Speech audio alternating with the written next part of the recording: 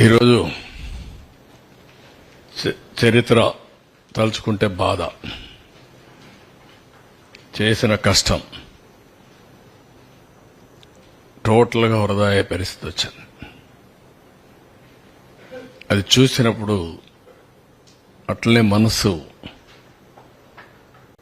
ఏమాత్రం కూడా నిగ్రహం చేసుకోలేని పరిస్థితి వస్తుంది. ఇంత కష్టపడితే ఈ మార్గం చేశారేంటి దుర్మార్గం అంటే జాతి ద్రోహం. ఇది నాకు కాదు, నేను నిమిత్త మాత్రుడిని, ప్రభుత్వం నిమిత్త మాత్రులం. ఆ రోజు మాకు అవకాశం వచ్చింది. వచ్చిన అవకాశాన్ని సద్వినియోగం చేసి తద్వారా మళ్లీ ప్రజలు నిలదొక్కోవాలి, రాష్ట్రం నిలబడాలి అనే ఉద్దేశంతో ముందుకు పోయాం.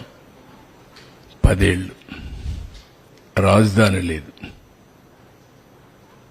బైఫర్కేషన్ యాక్ట్ కూడా 10 years టైం ఇచ్చి కామన్ క్యాపిటల్ హైదరాబాద్ ఉంటుందని చెప్పి ఈరోజు హైదరాబాద్ కూడా క్యాపిటల్ అయిపోయింది. మనకు రాజధాని లేని పరిస్థితి వచ్చింది.